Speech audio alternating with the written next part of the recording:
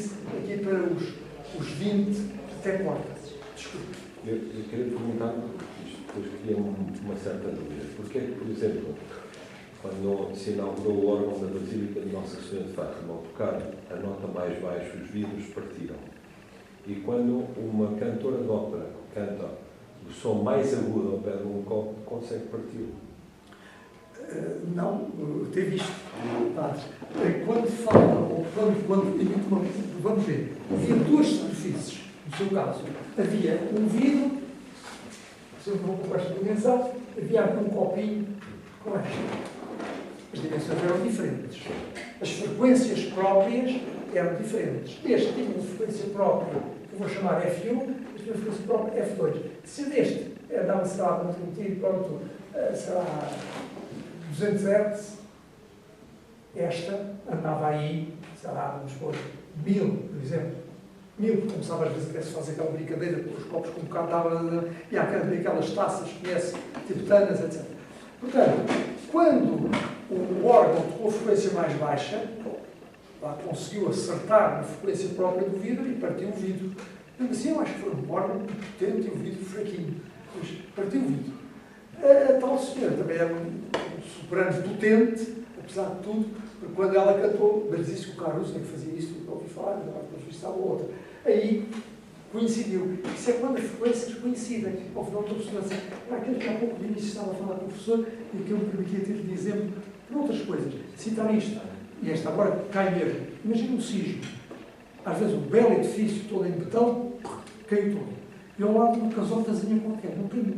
Mas como é que é isto?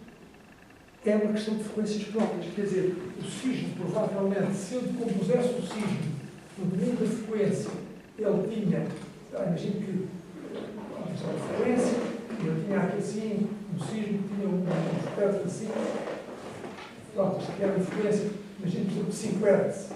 Os sismos têm frequências baixas. Isso tem que a gente, quando eles já passaram por essa experiência, sentimos o chão a abanar, mas chega um pouco.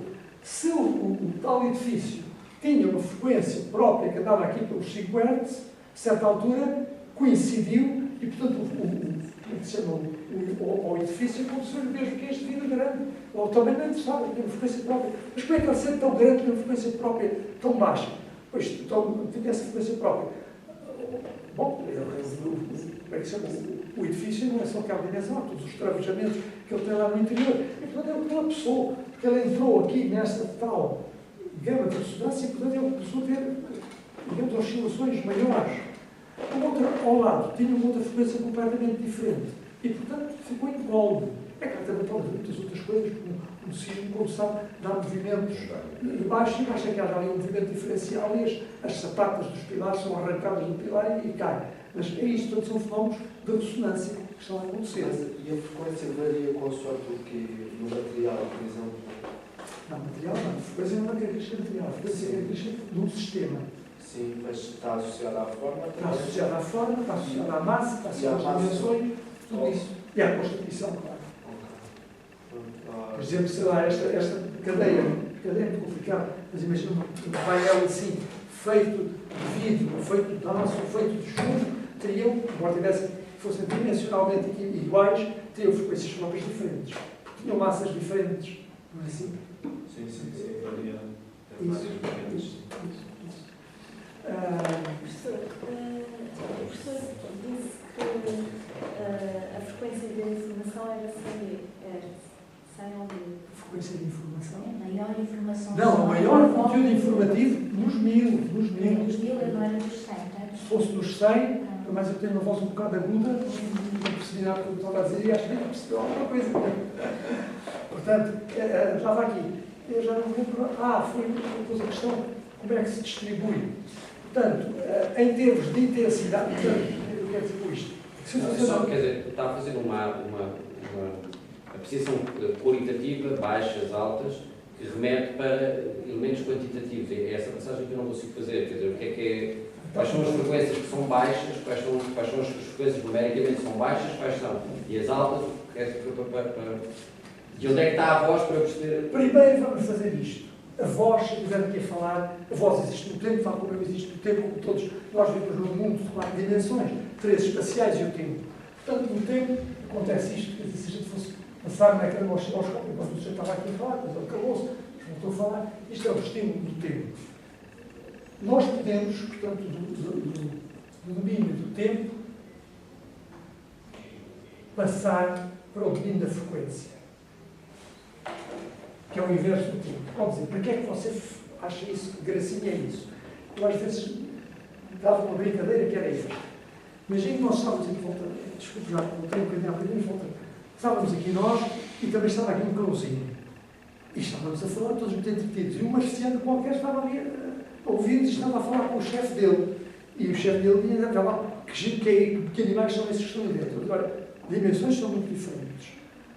Há alguns que estão já a piar há muitas dezenas de anos, por exemplo. Outros começaram a piar há pouco tempo. Ele estava aqui a observar-nos há pouco tempo. Uns têm olhos de vidro, outros não têm, etc. Um que é mais pequeno, eu tenho tamanhos, todos os tamanhos ali assim. E não os distingo, não consigo distinguir, não o que é distinguir. Uns têm pelo, outros têm menos pelo, etc. Tem que distinguir. E aí o comandante do Marciano dizia, então deixa lá, não analises o domínio do tempo, passa agora para o domínio da frequência. Começa lá a ver o que é que acontece no domínio da frequência.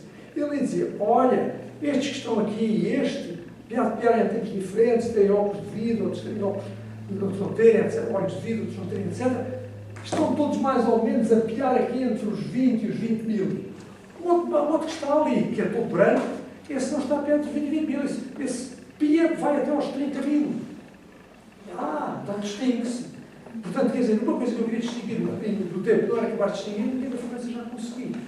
Ou então esclarecer que há pouco o padre dizia que é porque é que o vidro partiu e porque é que se o soprano nosso puder cantar para o pé do vidro não parte nada. Se calhar se fosse um baixo igualmente potente, se calhar já o conseguia partir. Mas porquê? Como é que é isto? E porquê é que pus lá o copo ao pé do órgão e o órgão quando tocava nos registros graves que me partiu o vidro, não partiu o copinho, coitadinho, que é tão fraquinho, não partia. Não se consegue explicar assim, mas se passar para o domínio da frequência já consegue. A frequência própria do copo é próxima daquela frequência da parte soprano, portanto, quando ela lhe aplicou a solicitação, o copo começou a responder em pleno, quer dizer, havia uma outra direção de um para o outro, o copo partiu, enquanto o outro aparecia para os gatos. Agora, quanto à voz, podemos distinguir duas coisas. Uma era o conteúdo energético.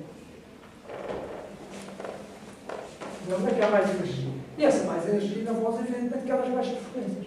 Se isto for, porque, reparem uma coisa, é como eu digo, eu estou a falar e quando estou assim a falar perto, se fizermos assim as mãos, até a gente sente, quer dizer, a nossa pressão, a questão de sentir é tão grande que até o nosso tato nos dá conta dela. E o tato não é um sentido nada perfeiçoado na nossa espécie, mas dá-nos conta dela.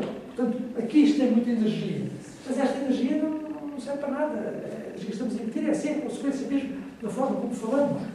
Porque aquela parte que nos vai interessar é uma parte, como eu estava a dizer, que anda aqui, grosso modo, entre os 20 e os 20 mil Hz. Esta é a parte útil para a comunicação. E será toda igualmente útil? Não. Olha, deve estar experiências que você há pouco teve a dizer. Aqui uma gama à volta dos 1000, sei lá, 500 Hz a 2000 Hz. Aqui assim, é que é aquilo que interessa para a comunicação. Hoje em dia, os nossos sistemas telefónicos transmitem com uma banda muito grande, porque é fácil transmitir em termos de eletrónica digital. Mas no passado, quando estávamos no domínio da eletrónica analógica, a gama dos telefones era muito pequena. Se não me engano, ela era entre os 340 Hz e os 2000 Hz. Só isso é que o telefone transmitia. Quer dizer, da nossa voz, ele cortava tudo e transmitia aquele bocadinho. E vocês ouviam-se, conseguiam-se perceber? Conseguíamos. E mais do que perceber, identificávamos às vezes o orador. É o pai que está a falar, é o tio, não sei o quê. Identificávamos. Quer dizer, era tanta informação que eram só apenas o conteúdo em termos de mensagem, como até o conteúdo em termos de identificação do locutor. Portanto, aqui, uma coisa é este conteúdo energético, outra conteúdo que nos interessa para aqui. Claro, quando nós estamos em termos de condicionamento acústico, é evidente que se estamos a pensar em voz, é isto que nos interessa. Não, agora vais querer lá pôr música que era estereofónica, coisas desse tipo. Então, estou aí a falar um pouco para lá depois. Vai se preocupar um pouco para Mas o Lá, o professor disse que era 340. o Lá 3, portanto, se puser aqui um pausa, e vou pôr-lhes uma clave para marcar isto, este lag está aqui, 440 Hz. Aquele diapasão. Sim, está centrado para ele. Depois, obviamente, tem outro lá aqui, uma oitava acima, que será 880, cá abaixo que será 840. Assim. Mas há normas para tudo, é aquela norma que fixa a frequência do diapasão, uma norma inglesa, já muito antiga, mas que fixou esta frequência. Portanto, quando se vai sintonizar com qualquer coisa, sintoniza-se ali. O que não quer dizer que se faça sempre isto. Por vezes, para dar um bocadinho mais de brilho às cordas, até podem aumentar um bocadinho a frequência, não é assim? Tudo depende também como é que os instrumentos aguentam, não é isso? Enfim, faz isto. Entre a paralisia com este espectro da audição, no fundo é a leitura de energia, não é? Conteúdo informativo. Conteúdo informativo, tá bem. E a visão, há algum paralelismo? Também o espectro da luz visível? Não. A luz visível é uma radiação eletromagnética e são frequências muito superiores. Por isso, está a ver, eu posso dizer, eu posso dizer, olha, uma parede lisinha de gesso é um bom espelho acústico, mas espelho óptico não é nenhuma. Agora, eu tenho o espelho óptico, é um espelho acústico, claro que é, mas não é preciso ir tão longe. Quer dizer, tem que o polir, não é preciso ir tão longe. Uma é uma radiação eletromagnética, em termos de informação para o seguinte humano, completam-se um ao outro. É evidente, não é assim? E completam-se de uma maneira muito forte. Às vezes eu digo brincadeira, e isso alguém tem que ter presente, com salas de espetáculos, é sempre assim. Às vezes imaginar esta situação, que um sujeito ia a um concerto, e à sua frente está uma senhora com uma grande capeline. Se a saída lhe perguntasse, então que está o concerto? Concerto. Eu nem sequer vi nada, pai de Cristo, não ouvi, estava à frente comigo, o senhor com o chapéu. No entanto, se tivessem lá com um sonómetro, um e outro sem chapéu, um sonómetro para cá, uma mesma coisa, não é assim? Portanto, quer dizer, as nossas imagens, os nossos sons, parecem que se arquivam no mesmo espaço cognitivo e por isso influenciam-se mutuamente. Quer dizer, um sujeito dissesse esta sala para o concerto era uma maravilha, a sala estava toda suja, está tudo sujo, nem se pode lá estar dentro, quanto mais ouvir concertos lá dentro. Portanto, as duas coisas complementam. Eu já tive a experiência de ver pessoas surdas num sítio onde havia música e elas bailavam com o ritmo, porque diziam, sentiam as vibrações no próprio frequência, digamos. Que eles receberam lá do piano e pôr a mão lá em cima, que são os que totalmente surdos.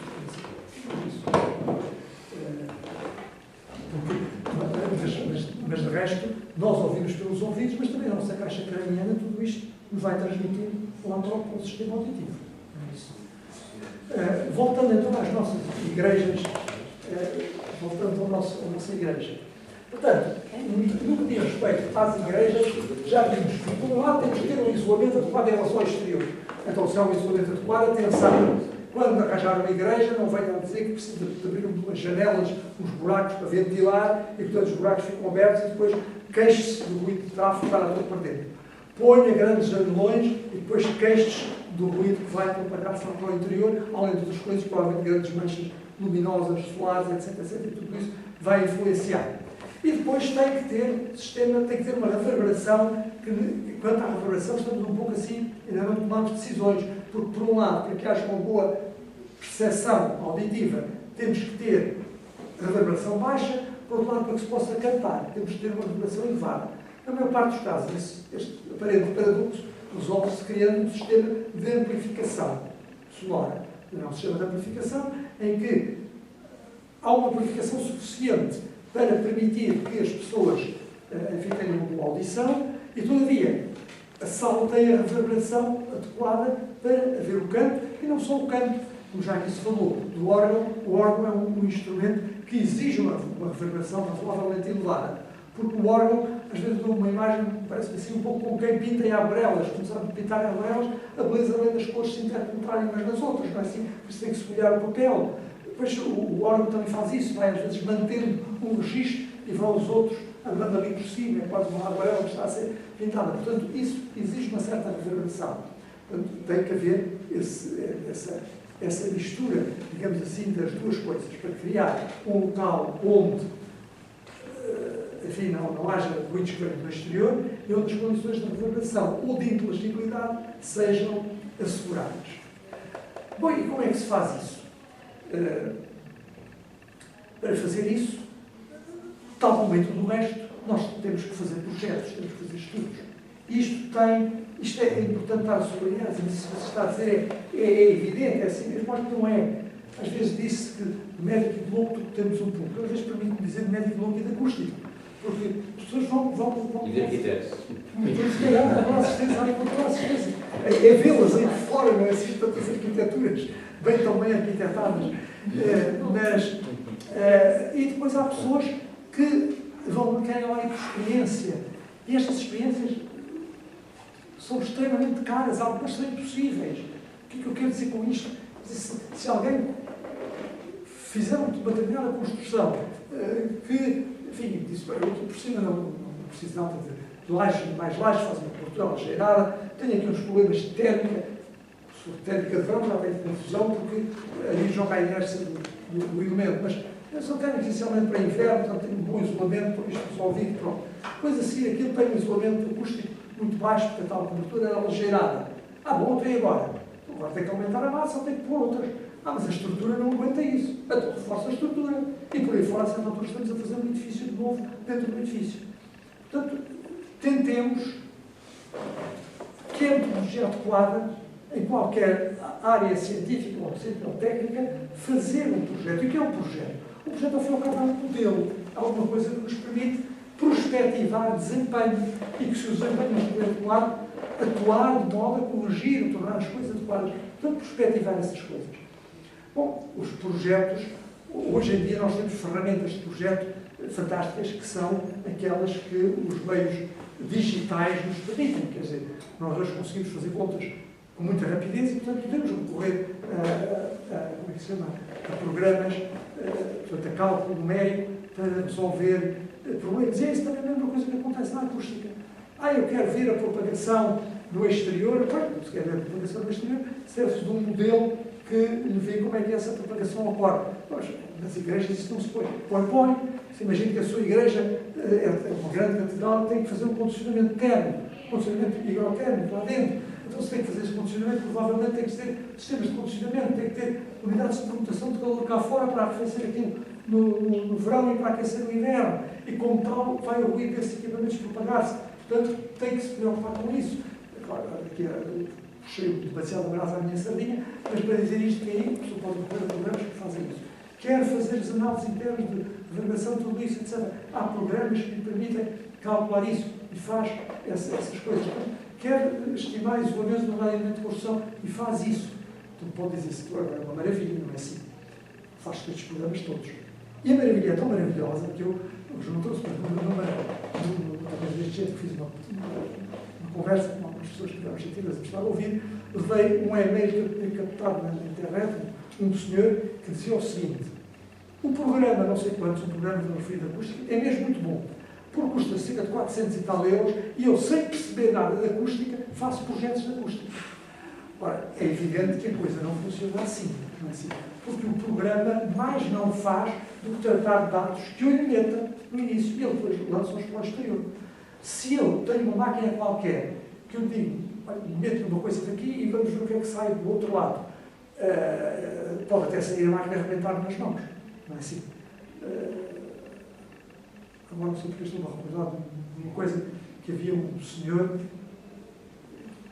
pensava que tinha feito uma grande invenção que era para criar energia, mas não, e depois eu também tinha assim, gostava só de meter por aqui e sai outras coisas daquele lado de energia, mas pronto, deixem cair o plano rapidamente que este rapaz é qualquer. Se quiserem, eu depois conto a história, não vou estar aqui com todos. A história só foi marcante porque era alguém que tinha um sonho. E quando alguém tem um sonho, é muito grave ter que dizer, olha, o seu sonho cai todo por terra. Nessa altura, a gente, de repente, esteve a desnudar aquele homem. Não foi apenas dos seus fatos, foi das suas convicções, foi do seu interior. E isto é pena quando tem que se fazer assim. Mas tem que se fazer de vez em quando. Os cirurgiões também têm que cortar para curar, porque senão, se for mais para a frente, a doença progride. Nesse caso, não teve que se fazer assim. Foi uma pessoa que descoberto, dava ele depois que novos princípios da termodinâmica, portanto, criava energia a partir do nada. Já agora que suscitei a vossa atividade de como era. Quer dizer, o senhor tinha uma caixa, assim, um grande caixão, em cima de uma caminhonete. E dizia assim, eu tenho aqui assim dois fios elétricos, aqui tenho uma tomada e meço aqui a corrente. Esta corrente, por exemplo, estava aqui, será 2 amperes. E agora tenho aqui outra, que está aqui ligada a outra coisa, 2 fios grossos, meço aqui, tinha aqui 20 amperes. Portanto, está a ver com isto, crio energia. E quando eu ponho esta engrenagem funcional dentro do visto, é evidente que o que ele tinha aqui simplesmente era um transformador de intensidade de corrente. E ainda por cima um transformador de má qualidade, que é um transformador mecânico. Quer dizer, ele com isto alimentava o motor alimentava o gerador, e o gerador produzia sob uma pequena resistência a isto. Agora, provavelmente aqui tinha que ter uma tensão, será 220 volt, ou uma tinha 440 watt, e aqui se calhar tinha 10 volt, e portanto 10 vezes 20 dava 200. Quer dizer, ele estava a ter 400 watt e estava a tirar só 200. E os outros? Os outros eram para este aquecimento, provavelmente estas trapalhadas que aqui. Se ele tivesse aqui um transformador estático, provavelmente tinha aqui 400, ou ia tirar praticamente 95% disto. Mas pronto, teve nessa altura se dizer isto que o senhor tem não vale nada, é um erro, é uma tolice, e portanto a grande descoberta dele, daí o caixote, que era para ninguém ver o que é que lá estava dentro, veio tudo por terra. Portanto, quando uma pessoa tem um programa e diz, vamos lá ver o que é que o programa dá, o programa às vezes dá erro. Mas isso é em tudo na vida. Imaginem os senhores que eu pego num livro e faço perguntas erradas a um texto. Já que estamos a falar de igreja, vou à Bíblia e faço perguntas erradas. E começo a ler logo os Gênesis, daqueles primeiros versículos, onde andava todas as histórias da criação, e a certa altura começo a tentar tirar conclusões científicas. É evidente que faço um erro, estou a fazer um erro grande, aquilo não é para ser questionado assim. Portanto, não podemos esquecer que qualquer modelo, para funcionar, tem que estar no seu limite, tem que se analisar. Há uma pequena nota que se permite em contexto de propósito. É um senhor muito magrinho que queria engordar. E um dia, tem feito muitas coisas, não engordar. Abrindo um livro que a bolota engorda. Ele disse, ora, aqui está o remédio para mim. É uma coisa barata, eu vou começar a comer bolota. Que certo é que ele não engordou com a bolota. Ficou danado, foi ao livro, já cá a história toda. Viram no livro e dizia, bolota engorda aos porcos. Não tem que engordar. Portanto, quando a pessoa diz, ou diz que quer caçar coelhos, olha, tens aqui uma bazuca, isso é fantástico. Se quando acerta no coelho não há coelho, o coelho desapareceu, porque foi todo vampirizado, não é assim, pelo rebentamento do óculos da bazuca. Portanto, isso é importantíssimo que se tenha percebido, que para utilizar um modelo, para fazer qualquer dessas determinações, a pessoa tem que ter alguma preparação nessa matéria. E é evidente que essa preparação, seja para fazer um arquiteto, seja para fazer um engenheiro, seja um pouco que for, ou mesmo um acústico, não pode vir assim de umas pequeninas coisas que eu li, que toquei e por ali vamos a fazer isto. Não é assim? Porque os modelos são válidos dentro dos seus domínios de pertinência. Um outro, vós, se conseguir conhecer melhor em relação a mim, será um elemento de metal é elástico. Claro que é. O que é que eu quero dizer com isto? Carrego, retiro, ele volta à mesma. Carrego, retiro, ele volta à mesma. Se eu põe uma carga maior, e depois dele, quando não volto ao sítio, o que é que aconteceu? Põe outra carga maior para ver. Olha, partiu-se, como é que é isto? Pois é, ele era elástico dentro do domínio da elasticidade. Fora isso já não era. Fora isso entrar no domínio da plasticidade. Acabou a história. Não é assim? E os exemplos multiplicam-se por aí fora. Portanto, temos que ter presente qual é o domínio de pertinência de qualquer modelo. Fora isso, os modelos são, evidentemente, ferramentas fantásticas para nós realizarmos o nosso trabalho. E são ferramentas que nos permitem interpretar a realidade. De alguma forma, nós, recorrendo a modelos, podemos, digamos assim, atravessar a opacidade do real para um modelo completamente diferente. O modelo é heliocêntrico, com certeza, mas antes era um modelo geocêntrico. A Terra está imóvel, está no meio do universo, depois a Terra não é imóvel, estão a dizer que a Terra muda, ora veja se isto anda aqui, todos está tão sossegadinho, as nuvens, se a Terra andasse, as nuvens ficavam para trás, portanto, não sei o quê, a Terra está quieta. E o Sol? O Sol, os deuses quaisquer que vão lá buscar aquela bola de fogo e vão deitá-la e vão voltar com um carrinho, leva outro, etc. Mas a seguir, analisou-se que este modelo era um modelo que não correspondia, mas viveu muito tempo, mas não podia corresponder à realidade. Ele tinha que ser substituído por outro, e portanto, depois o modelo geocêntrico, e o modelo heliocêntrico, enfim. E alguns sofreram bastante com isso. Todos lembramos de Galileu, mas o de Giordano Bruno foi pior porque isso foi queimado. Em 1600. Essa é as complicações religiosas muito grandes. Portanto, tentando sintetizar, é coisa assim, isto foi uma coisa que nasceu ao salto de um lado para o outro, uma espécie de um papagaio irrequieto, o som tem sido de uma árvore. Mas há duas áreas que temos que ter que calcular para qualquer edifício em geral, onde haja transmissão de mensagens com suporte sonoro. É o que nós temos numa igreja. Há uma transmissão de mensagem, obviamente há todo um ritual litúrgico, mas há, hoje em dia, para ser bem percebido, tudo o que se vai transmitir. Vai ser dito na palavra. A palavra vai ser celebrada, tem que ser entendida. E, portanto, nós temos que isolar ruídos vindos do exterior, porque senão eles vão nos mascarar. Este fenómeno de mascaramento é aquele fenómeno segundo o qual o nosso limiar de audição se transforma, nós ficamos como surdos. Imaginem, por exemplo, que a gente tem aqui uma criança a gritar, a chorar. Ouvimos a criança e percebemos como é que ele estava a chorar. E agora imaginem que se ponha uma máquina qualquer a trabalhar, ou isto passava-se no aeroporto, ao pé de um avião. A gente dizia, não sei se ele está a chorar, ele está a abrir a boca, se calhar está com falta de ar. Mas chorar não está lá muito chorar. Mas aquelas igrejas ali, desculpe, no Campo Grande, aquela ali do Lumiar, do Alto Lumiar, tem esse problema grave, que é a passagem dos aviões. Pois tem. É que pelo padre fica. Pois, está. Mas é muito Não grave. falta lá. Sim, fica. Depois lá vão. Pois, isso obviamente teria que ser. Teria que ser pesado, se calhar fazer um grande isolamento completo não se faz, mas fazer um isolamento muito elevado custaria dinheiro ou teria as suas implicações, mas aí a arquitetura arranjaria maneira de resolver os problemas para, tendo um isolamento adequado, não tornar aquilo um bunker. Não é assim? Não é. Portanto, esse é o problema de isolamento, é um problema grave.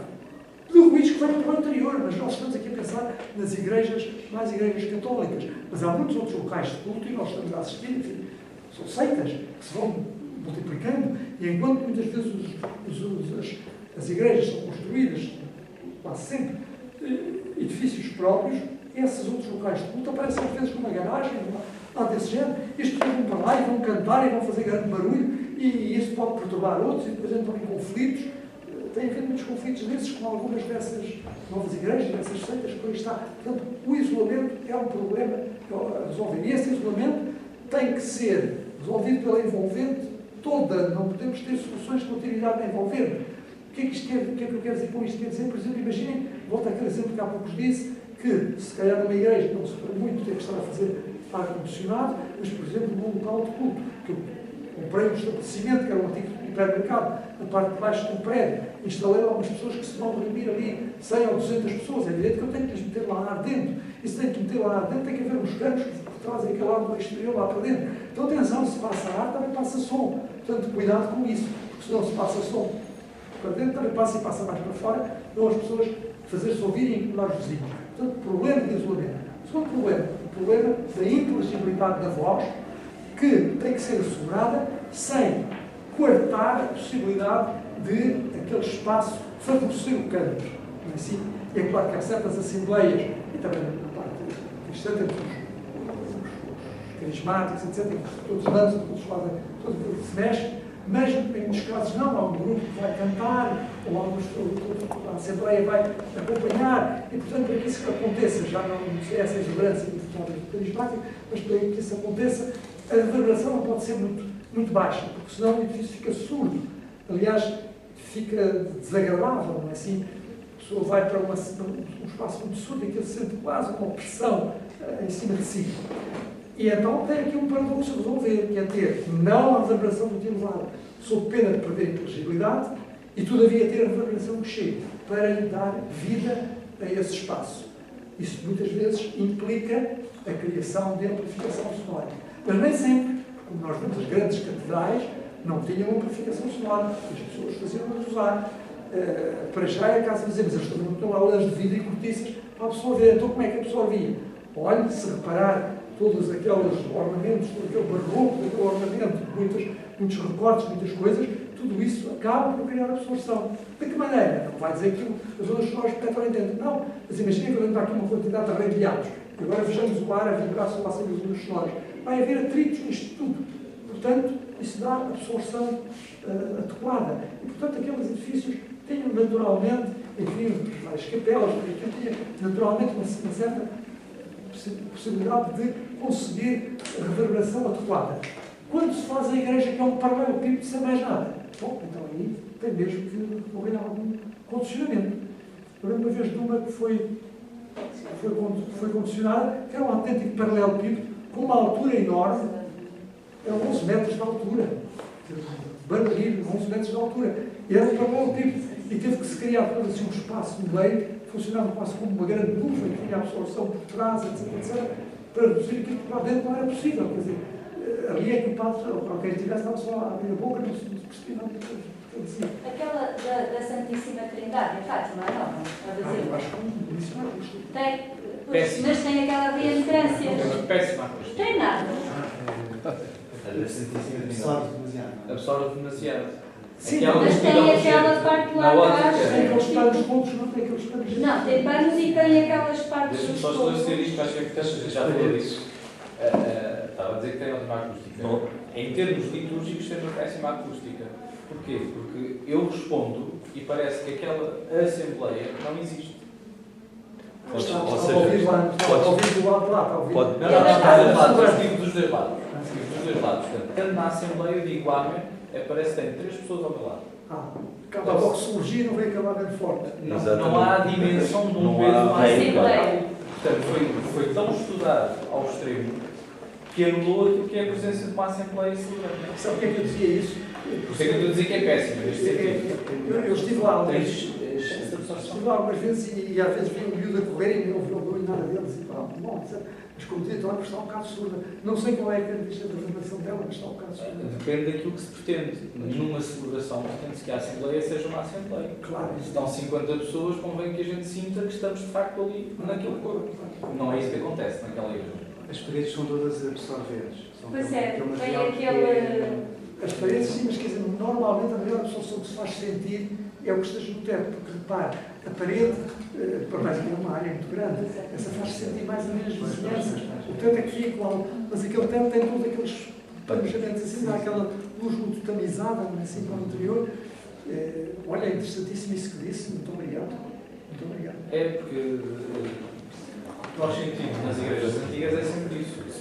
Por um lado tem essa desvantagem que a gente sabe que faz um certo eco e portanto as coisas mais... Mas olha, as mais antigas eu não estava a dizer não delas, eu estava a dizer desses Não. paralelepípedos que se fazem agora aí de botão. Estava a referir-me em relação aos barulhos que se ouvem muito também. Sim. Tem uma acústica boa porque permite esta propagação do som e esta noção da Assembleia.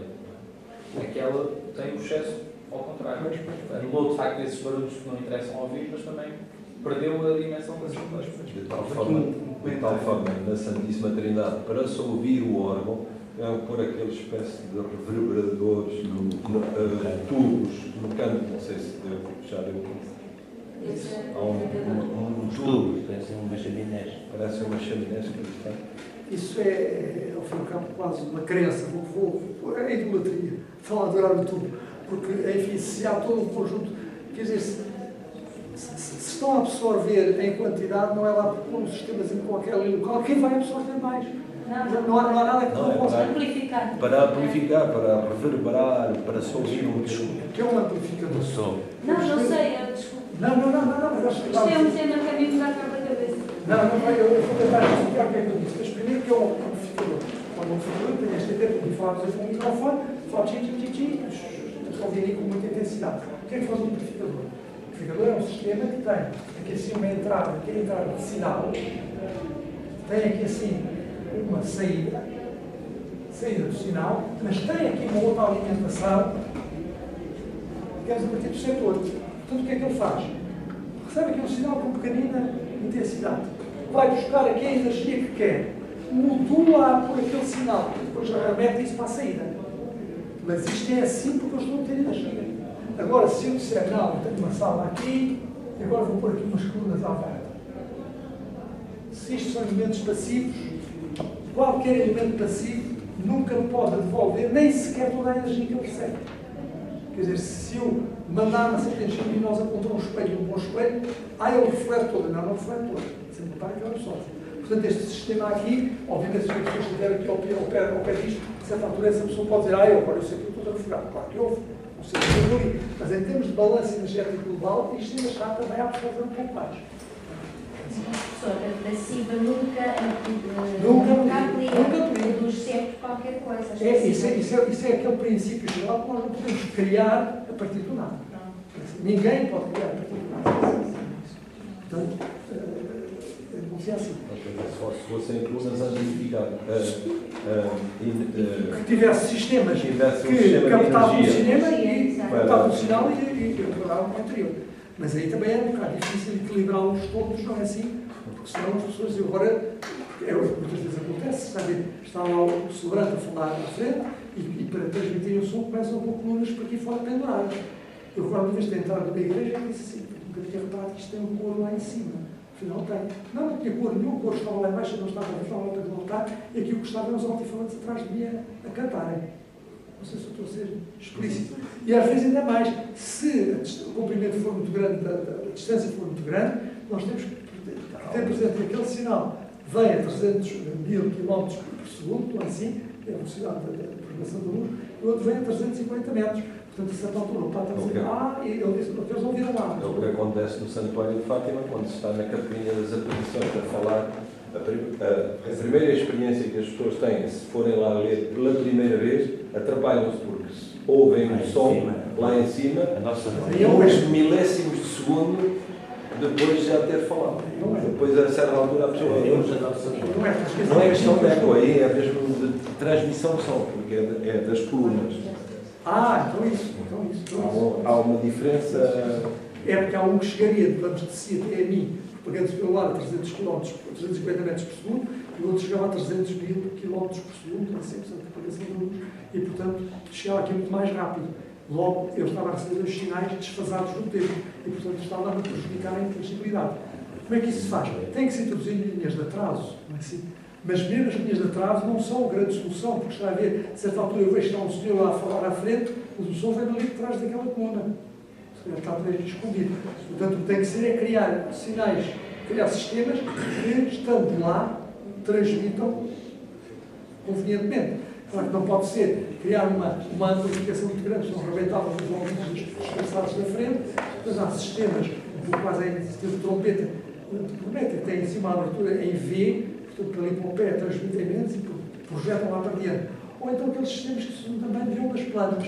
As pessoas dizem que ainda vão ter umas... Os sistemas digitais que há agora. Sim, pois, quer dizer, criando um sistema de onda plana, então a onda plana vai propagando ali já não continua.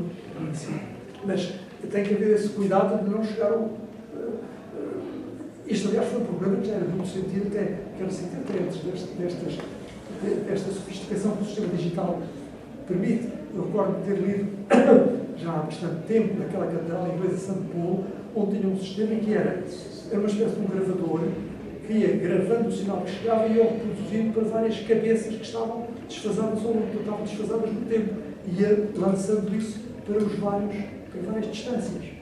Assim, portanto, esta primeira cabeça transmitia para estava mais perto, aquela outra transmitia para estava mais longe, e com isso as pessoas mais ou menos recebiam em fase o que chegava pelo ar e o que chegava pelos altifalantes.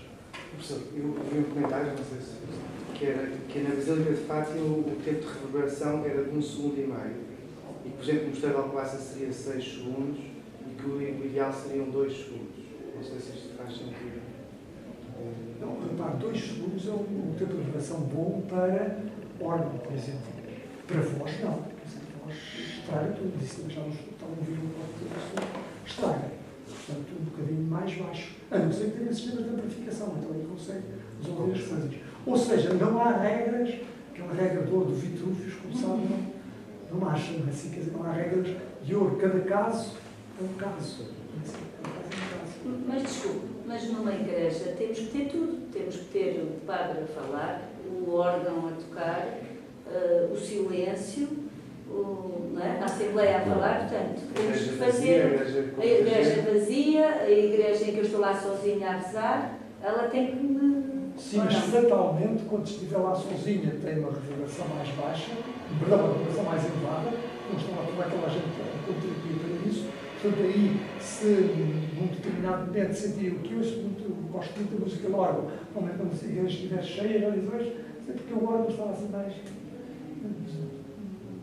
menos colorido, digamos assim, no que diz respeito a ouvir a voz, pode dizer, esteja sou lá eu e ouço o que o soberano diz, e se estiveres todos cheios também ouve. Claro, tem um sistema de transmissão. Não é assim? Porque a reverberação depende das pessoas que lá estarem. Pode dizer, então isso é uma desgraça, como é que se faz isso? Se na igreja é contra a situação de uma sala de concertos, se naquele concerto não venderem quase bilhetes, como é que vai ser? Olha, o que se faz são cadeiras que, quando estão vazias, praticamente as pessoas vêm mesmo quando estão ocupadas. São cadeiras que não ocupadas e, portanto, aqui as pessoas tiveram essa adaptação. Para que, mais ou menos, a característica se mantenha a mesma. Em Fátima, se calhar também há outro problema, que é a própria forma da igreja, não é? Se calhar durante a questão, pode ter muitos partilhares que sim, e sempre na basílica, a forma circular, não é? Normalmente as igrejas tinham não é? E o som propaga-se de maneira completamente diferente, não é? Não sei se...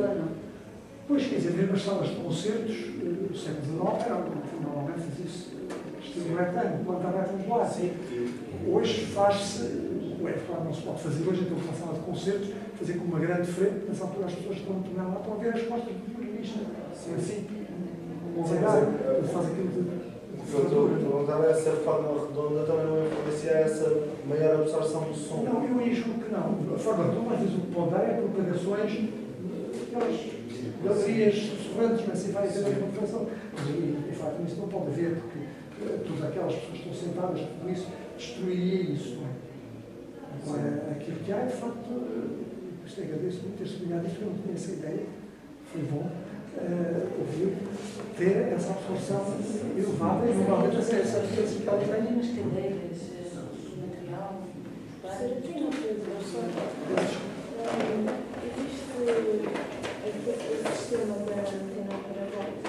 A parábola é possível ter um foco e depois, não sei se o som é como o ar, se eleva para cima também. Não eleva para cima, propaga-se em todas as dimensões. Não é assim? E mesmo, enfim, ter velocidades, às vezes, nos sistemas de conexão de condicionamento hidrotérmico, que a pessoa diz, nas condutas que o ar está a propagar assim, não há problema, tem que isolar, porque o som é ao contrário. Quer dizer, o mar, na conduta não é assim com 6 metros por segundo, mas já é uma velocidade elevada, sobre o mar são 350 não faz nada.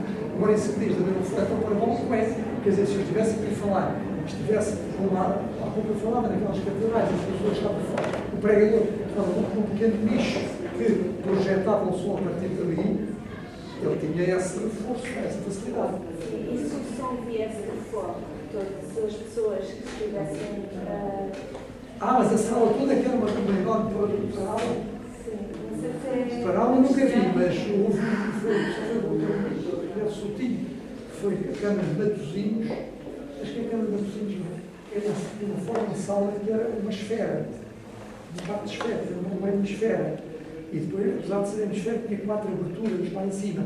Mas, quando a puseram, ainda não estava inaugurada, o senhor chamou, enfim, em extremos, veio cá ver o que é isto tem que ser corrigido, porque a pessoa estava no meio, como 2 pessoas assim a falar mesmo em voz normal, parecia que o universo reverberava com as suas vozes, porque de facto estão a ver, porque se eu tivesse, enfim, aqui assim uma superfície destas, e eu tinha, aqui havia uma incidência deste género, enfim, o raio é perpendicular aqui ao plano tangente, portanto ia haver uma reflexão assim, quer dizer, tudo aquilo que eu emitia, tudo vinha cair outra vez em cima, portanto havia esta sensação. Se fosse uma parábola, não viria paralelamente ao... Não, quer dizer, se eu puser aqui assim o foco da parábola, então sim, eu estou em condições ótimas para projetar para os outros, se eu quero projetar.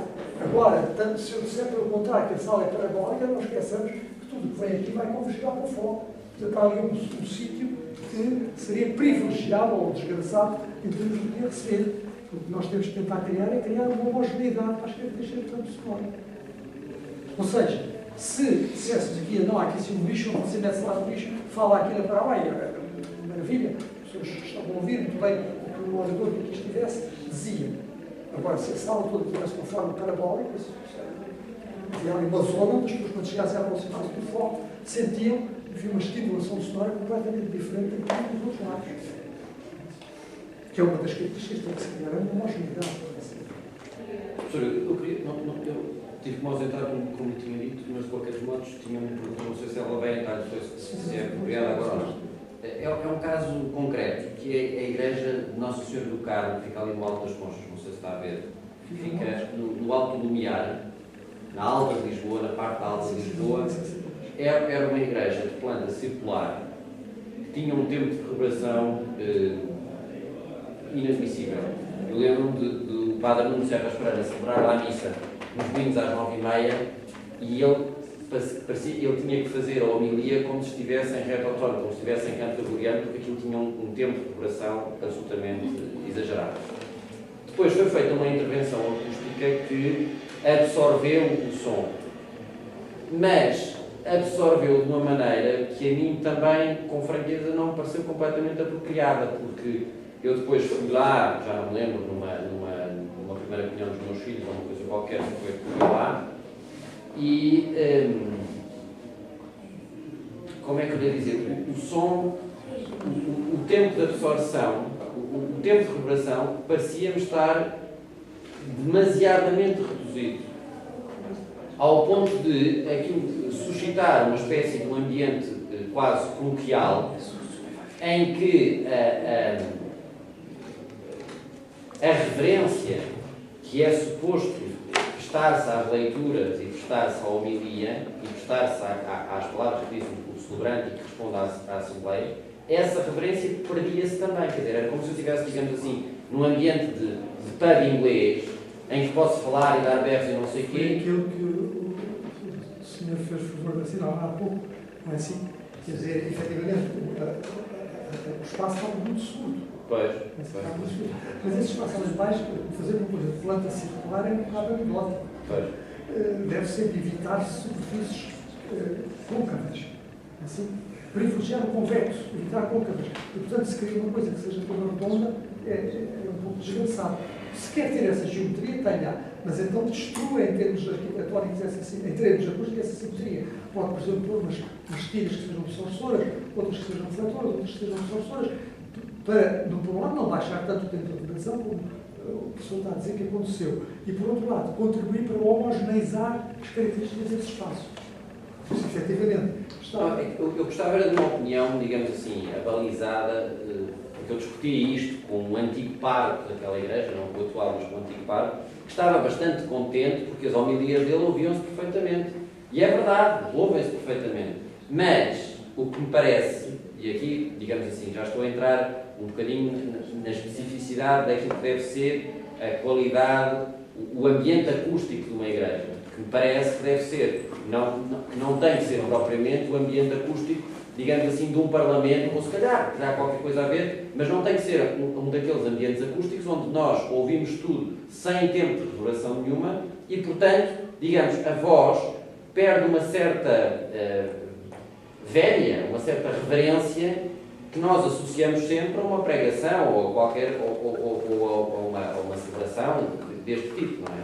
Mas foi exatamente o que há pouco foste corrigindo uma coisa que eu estava a dizer, e corrigiu muito bem, muito grato, repito, a propósito daquela igreja da Trindade de Fátima, eu disse, olha, eu acho que a acústica é boa, e disse, faz péssima, e depois chamou a atenção para o facto de que quando, enfim, o celebrante está em determinados momentos, momento que, enfim, que faz a final, e que a Assembleia tem que responder com um amém forte, que diga aquela completa adesão, e que isso se perde. Assim? E, portanto, em vez de ter a sensação, gosto de dizer as suas palavras, fixei-as com atenção, em vez de ter uma sensação de que é uma assistência que está ali a responder, vem de ter usado por si, não, aquilo que chega para os bons. Mas então significa que, digamos assim, a acústica de uma igreja deveria ter um tempo de reverberação ligeiramente, quer dizer, era preciso quantificar isto com mais exatidão, não é? Porque... Não, isto está quantificado, normalmente em função do volume. Quer dizer, enquanto até na bibliografia, diversos elementos, às vezes apresentados sob forma de nomogramas, de gráficos, que têm as curvas em função do volume, que dizem igrejas, tal, salas de concertos, tal, pubs, tal. O que é que eu quero dizer com isto? Talvez uma coisa deste género. Estude a pequeno volume e tem muita vibração, as frequências médias variam com a frequência. Um estudo de gravação assim, constante muito baixo, ou até um pouquinho de frequência também, bastante baixo. Porquê? Porque também traz só o volume. Eu quero gravar e quando quero gravar quero só apanhar o som direto. Portanto tem que ser assim. Para uma igreja, uma coisa desta. E por isso agora tentando responder um pouco àquilo que a senhora pôs, é dizer que se a igreja tem um grande volume, fatalmente tem que ter uma interpretação mais elevada e, portanto, fatalmente se disserem, não, com poucas pessoas, mas hoje vai lá um grupo, vai um senhor que toca violino, ou toca violoncelo, fazem ali coisa bonita. As pessoas dizem, não foi nada bonito, pastelado. Ele logo escolheu uma coisa, um trecho com muitos ornamentos e aquilo desapareceu tudo. Depois que, em vez de desaparecer, se for agora para uma sala de concertos, provavelmente o diagrama já seguia outro. E depois, além do mais, como digo, põe-se aquele outro aspecto, que é como é que, se isto, por exemplo, este volume dava este valor aqui com o volume central, como é que isto evolui devido à frequência. E o que deve evoluir é mais ou menos isto assim. Quer dizer, ter aqui assim, baixas frequências, uma reverberação ligeiramente maior, justamente é o que nós, como pessoas gráficas, como nós somos mais surdos, entre aspas, assim, naturalmente mais surdos, e portanto dar esse realce. Uma sala de concerto é também trágico. Isto a ver, o contrabaixo, o contrafagote, essas coisas que são sons muito graves, se não tiver aqui esta reverberação, nem ouço, não toca. O sítio onde ele deveria fazer aquela sua presença, não se dá por eles.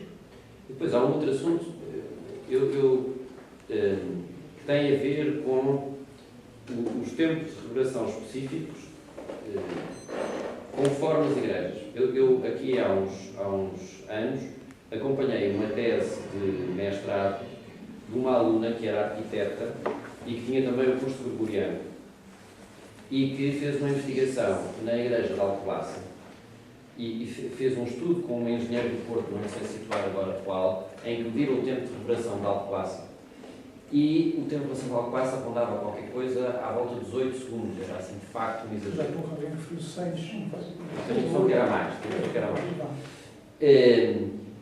E isso implicava que os cantos que eram próprios de Alcobaça, depois pela investigação histórica, as partituras que existiam eram um canto do tipo do gregoriano, mas ainda mais monódico, digamos assim, do que o próprio gregoriano.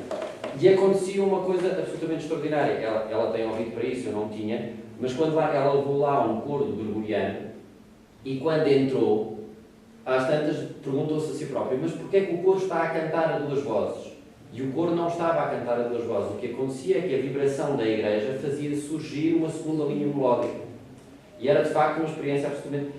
É muito engraçado porque também, resultante desta investigação desta minha aluna, a primeira partitura de canto polifónico, portanto, de canto a duas vozes, historicamente, aparece exatamente na Basílica, na Igreja de Alcobaça, e depreende-se que isso tenha acontecido porque o monge que escreveu limitou-se a transcrever a segunda voz, digamos assim, que a Igreja fazia, e isso não é... Isso é uma hipótese. É uma hipótese, é verdade, é uma hipótese. Mas quer dizer, mas não surgiu... Mas tinha aproveitado o erro. Exatamente, mas não, quer dizer, é uma constatação, portanto, é uma hipótese que se pode inferir dos dados, não é necessária, mas pode ser, há os dados para isso. Mas em Portugal teve... Alcobaça? Sim, mas a primeira vez em Portugal. É a primeira vez em Portugal, exatamente. Agora, não há dúvida que, efetivamente, nós temos que ter presente que o compositor, quando compõe pensando em determinadas salas. Música de câmara, porque se tocava naquelas câmaras. Porque ela diz que foi lá depois, aconteceu lá um concerto de Haydn e que foi uma coisa terrível, porque havia uma sobreposição de sons que era absolutamente inadmissível. Portanto, daí a minha pergunta se... Eu não diria projetar uma igreja com um determinado tempo de reverberação para que ali acontecesse só uma espécie de canto. Mas é possível criar, digamos assim, geometrias variáveis que alterem o tempo de reverberação conforme a espécie de celebração que se vai fazer? Faz-se outras maneiras, simples, aliás, até, por exemplo, uns cortinados que possam descer. Por exemplo, agora a Gulbenkian está a ter uma grande população, vai reabrir no dia 14, as novas da população, e, nomeadamente, uma das coisas que foi feita foi uma nova sala de ensaios da orquestra. Uma sala péssima. E essa sala de ensaios da orquestra, como se quer que ela possa servir para ensaiar a orquestra, mas também certos meios de cordas ou coisa que valha, a reverberação tem que se adaptar. Então não vai ter um sistema de turbinas. Nesse caso, elas estão fechadas numas caixas e saem para dar absorção. Portanto, pode fazer assim. Isso é uma forma. Outra forma, por exemplo, que se fez há muitos anos naquele auditório, que é o Auditório Colson, Armando. Falta-me o nome, é a Casa do Artista. Armando Cortês, pode ser a Casa do Armando Cortês.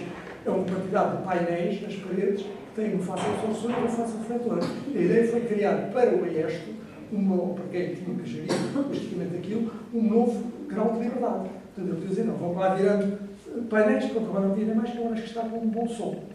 Quando se trata de aumentar apenas o som, há ainda a possibilidade de recorrer a meios eletrónicos, que é o final caso ter isto, ter aqui o espaço, assim, e eu posso captar aqui o som, vou aqui uma linha de prazo, e volto a injetar. Tudo isto para estar a prolongar esse som. Claro que isto tem que ser muito bem feito, senão a pessoa dizia que no teu lugar era assim, mas no meu lugar já era completamente diferente. Mas hoje já há experiências e sistemas que se vendem até. Assim está um sistema que faz isto, mas é só para aumentar a duração. Quando se trata de baixar, é criar mais mecanismos de dissipação, cortinados ou painéis com várias faces. Portanto, mais, digamos, os elementos mais polivalentes serão os têxteis, com equipamento modular. Polivalentes têm a sua função, quer dizer, dão uma absorção. Tem que ser têxteis porosos, não é assim, porque nessa altura, criar ali um espaço parecido com isto, ou vai haver uns mecanismos de atrito e vão dar a dissipação da energia solar. E os tais painéis, digamos, refletores ou absortores do auditório do. Sim. Quais são os materiais? Não, aqueles que fizeram concretamente era uma coisa que tinha nuclear. Aqui era assim, e do outro lado era uma mineral separada. Mas depois alguém disse que era possível ser perfurado, mas não sei. Já que temos dois ministros naquele então aqui assim tinha um painel perfurado e cá atrás estava preenchido com qualquer coisa que não era um mineral. Portanto, quando era isto, funcionava praticamente como um refletor, de facto, aqui nos pequeninas especificações não se falava nada. Portanto, funcionava aqui. Não só o painel, funciona como um painel, absorvido nas baixas frequências, Mas era uma coisa assim, ou vertical? Vertical, mas estão lá instalados. As lâminas, justamente queria fazer uma pessoa uma representação elevada. Já passámos. Muito obrigado pela vossa atenção. Somos qualquer forma, eu gostava, antes disso, pedir uma síntese, quer dizer, digamos assim, quando nós projetamos uma igreja do ponto de vista acústico, qual é que diria, na sua experiência, que são as preocupações que nós não podemos, das quais nós não podemos fugir? Isolamento adequado e depois tratar a reverberação. Pensar... E o que é que está, quer dizer, de acordo com daquilo que eu percebi, digamos, o isolamento decorre principalmente da qualidade dos compartimentos, não é assim, das separações e das aberturas. Portanto, o material das aberturas, a dimensão das aberturas. Portanto, aberturas podem ser aquelas de iluminação ou podem ser outras, por exemplo, de condutas para entrar ou sair ar, se tiver um sistema de condicionamento higrotérmico que pode ter um grande volume. Eu dei o exemplo, não propriamente de igreja, mas outra coisa que acontece muito são locais de culto que hoje aparecem por muitas seitas, que às vezes na parte de baixo do prédio querem lá ter 100 ou 200 pessoas. Portanto, tem que ter criar um sistema de ar-condicionado, aí tem que ter muito cuidado com o isolamento, não tanto para de cima haver uma criança que jogar a bola que está em baixo, mas que os cantos de baixo não vão para cima, em termos de ruído. É a mesma coisa, um lado com o outro. E essas aberturas, se há aberturas, se tem que passar ar, não pode passar som, tem que instalar, por exemplo, um acumulador sonoro. Depois, o problema da reverberação, que é aquele mais delicado, tem a ver com os isolamentos, o tipo de música lá vai fazer, etc. Eu recordo e tem a ver, se bem percebo, com a qualidade dos materiais de revestimento. A qualidade dos materiais de revestimento. Tem um pouco fora, assim, porque repare, em muitos, desculpe, para dizer assim, mas, por exemplo, certas igrejas mais antigas, que não tinham produzido aos devidos ou lugar de isso, mas tinham a toda quantidade de ornamentação, de talha, de tudo isso. Quando agora, depois que vivemos a nossa ondas sonoras, criámos ali uma quantidade de mecanismos de atrito que davam dissipação de energia. Conformavam. Há um autor que diz que, um autor de teoria da arquitetura, diz que a música de Bach não poderia ter sido inventada sem ter sido inventada a arquitetura barroca, exatamente como é aquela. Com todos os ornamentos. É um tem, e quando o outro sítio desaparece. Muito bem, obrigado. Muito obrigado, eu, pela vossa atenção. Boa tarde. Felicidades a todos. Muito obrigado. É, parece.